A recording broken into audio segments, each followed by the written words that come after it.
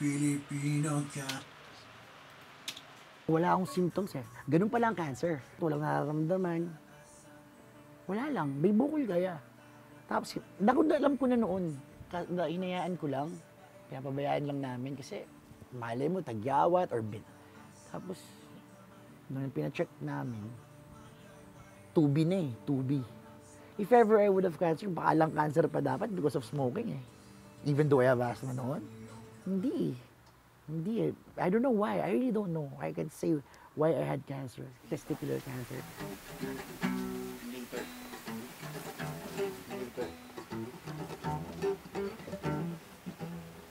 Masakit pa.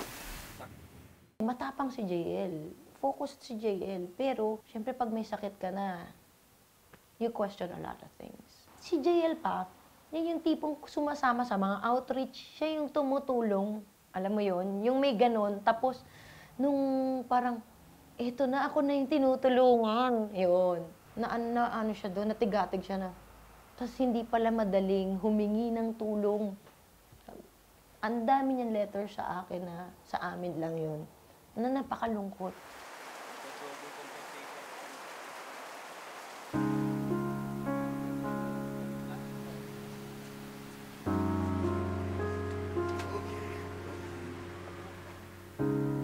Nabasag kasi.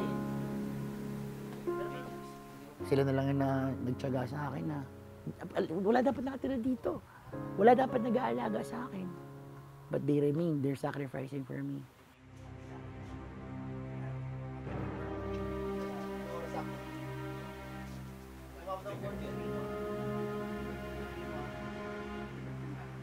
Sa tindi ng sakit na nararamdaman niya. Minsan kasi simple pag-iilang, talagang sumisigaw sa sakit. Jesus. Ano yun? Kung kumpara daw sa nanganak, sabi niya, kung mga 60 yung ano lang nanganganak, ano daw, 80. Last year pa yung ordeal niya, pero ito mas grabe this year dahil he decided not to take any more medication.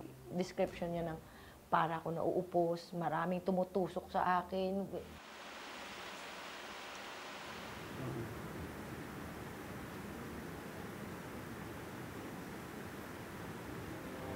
Shock.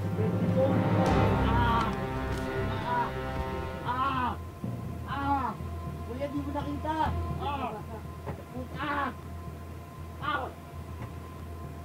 Steroids yun. Minsan, nasisigawan ako sa pag nagkakamali ako. Naintindihan ko naman kasi siya dahil sa pain na nararamdaman niya. Madalas na nagkakamali. Kaya hindi niya ako na sumagamot niya. Sa mismong personal na nag-magamot niya, nag-admit niya.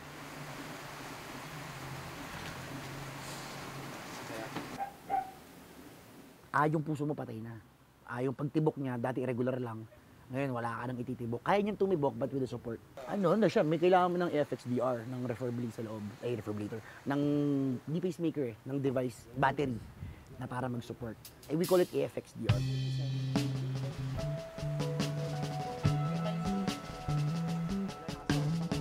Ayaw niya na mahirapan na double-edge ang chemo. Pwede kang bumilis.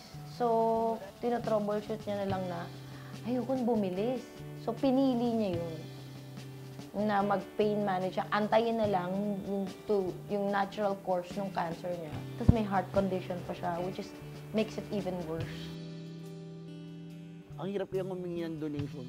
Kung kumatok nakakaya yun, ha? Sobrang nakakaya, pero hindi yun. Akin ang damang-daman.